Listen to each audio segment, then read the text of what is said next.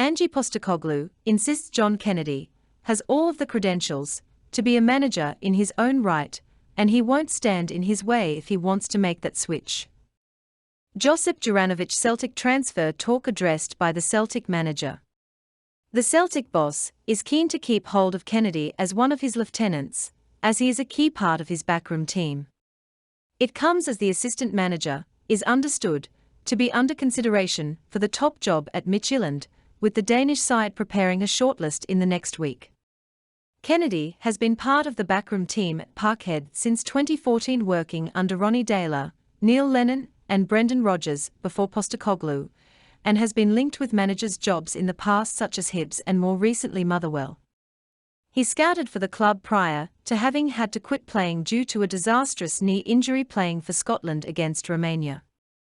The Celtic boss said, "It wouldn't surprise me if there's interest in him.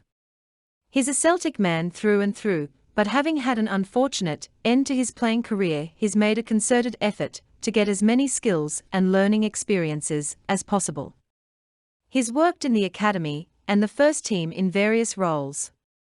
He's worked under some fantastic managers, present company excluded obviously. Should he want to move to the next phase of being a manager, and you'd have to ask him that, then he'd be an outstanding candidate.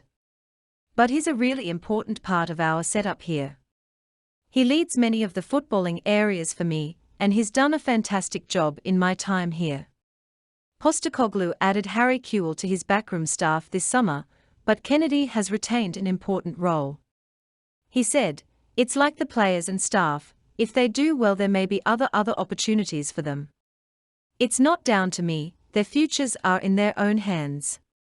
At the moment John is a key contributor here, and he's really happy with what he's doing. But what the future holds for him, or anyone else for that matter, is up to him." Versatile fullback Josip Juranovic has been flagged up as a potential target for Premier League big guns Manchester United and Chelsea, after being linked with Atletico Madrid. Celtic have yet to receive any formal contact for the Croatian cap, and Postecoglou has no fears about the former Legia Warsaw ace having his head turned. He said, "It shows he's playing well, and it also shows what can happen if you play well for this club. This is a fantastic platform for anyone. Josip had a strong year and he wants to get even better. He had a strong pre-season and he's working hard.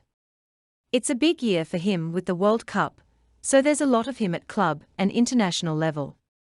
He wants to be at his best and my job is to keep pushing him to be the best he can. The talk doesn't affect me, mate. Whether it affects the player, then he's the one you need to ask. I just look at how they play, train and behave, and I've seen no change with anyone in the group. If I do, then I address it. It's not something I ask daily. It's about how they conduct themselves when they were with us representing this club. Josip and all the other boys are working hard in training and performing at good levels. My job is to keep pushing them." Postecoglou admitted he's still scouring the market in the remaining 2 weeks of the window. He also revealed Rio Hat-8 won't be available to face Kilmarnock, and he may not risk returning Carl Starfelt on the Rugby Park plastic pitch. Postecoglou said, "Rio is okay, but we'll probably keep him out of this week with the artificial surface. We'll give him another week to train with the squad and make sure he's ready. Carl is a bit further down the road, so I'll make the decision tomorrow. Yosuke Ideguchi is still a fair bit off and in rehab. He got stitches in his leg that need to be taken out." Tom Rogic has emerged as the Scarlet Pimpernel of Australian football, with only a vapor trail left in his wake, amid burning questions over where to next for the absentee Socceroo. Just as the main protagonist in Baroness Orczy's iconic novel fluttered elusive beyond the reach of pursuers, so the future of the 29-year-old ex-Celtic star shimmers ethereally before our eyes without taking solid shape. Since mysteriously opting out at the last minute from Australia's World Cup playoffs against UAE and Peru, citing personal reasons, Rogic has kept his own counsel, caught only fleetingly on camera training alone at Sydney's Rushcutters Bay one day, before being snapped at the airport a week or so later departing back to the UK. Whether or not Rogic intends to resurface for his country ahead of November-December's World Cup in Qatar is a confounding conundrum, though ongoing radio silence between Rogic and the Socceroos coaching staff doesn't inspire visions of a joyous reunion between the two parties anytime soon. To add further intrigue to the puzzle, rumors of a move to Indonesia have given way to talk of a surprise reunion with his former hoops coach Neil Lennon at Cypriot outfit Ammonia Nicosia. Rogic's normally effusive London-based representative Josh Barnett, whose agency Stellar Sports counts Jack Grealish and Gareth Bale among its clients, isn't responding to queries on what his intentions are. Barnett brokered Aaron Moyes' recent move to Celtic, where ironically the midfielder has stepped into a lineup Rogic graced with such gusto last season as one of Ange Postecoglou's most potent performers. There are murmurings that Rogic's financial expectations of future employers are unrealistic, whilst a dual narrative hints at the possibility he might take a leaf from the Mark Viduka playbook and simply decide to quietly exit stage left from the football world without farewell or fanfare. Some of those who have worked with Rogic down the years have, in moments of candor, pointed to a player possessed of immense natural talent, but not necessarily harboring unconditional love for a sport he has mastered with minimal sweat or toil. Supportive of that assessment is Rogic's apparent ambivalence to pushing the boundaries of his ability by pursuing any of the offers of Premier League football that were dangled, however tentatively, before him. Nobody in the Socceroos' inner sanctum has heard a peep from the playmaker since their qualification for Qatar in June, and even long-time confidants like former Socceroos interim coach Ron Smith, the man who discovered and nurtured Rogic as a skinny 10-year-old in Canberra, have been left guessing. I have no idea what he plans to do next. I'm as puzzled as the next person. It's probably one of the biggest mysteries in Australian football, said the man who recommended Rogic to Central Coast Mariners as an 18-year-old.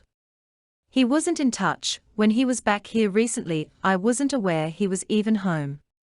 Asked whether he thought Rogic might be contemplating retirement, Smith mused, I have no idea on that. Whatever he does, I don't think it will have anything to do with falling out of love with football, because I don't think that happens to anybody.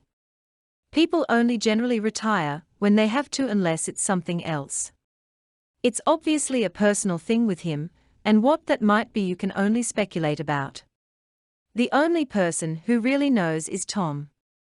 And if he doesn't want to divulge that to his closest people, it's obviously something that concerns him greatly. In a football sense, he still has a few years ahead of him. Some players do, however, decide to retire because of the toll on the body and the injuries they've suffered. In Tom's case, though he has had his injuries down the years, I'm not suggesting at all that's the case. I simply don't know. I've spoken to others close to him what his intentions might be, and none of them know either. It's something he wants to keep private, and we have to respect that. Smith countered the suggestion that Rogic had perhaps balked at embracing the challenge of the Premier League over the course of his career, insisting, I'm sure if the chance had genuinely been there he'd never had said no. Not for 1 minute. I think he'd have loved the opportunity. Whatever he does next, he will always be a Hun scalper to us. And on that note, have a great day, Celtic fans all around the world.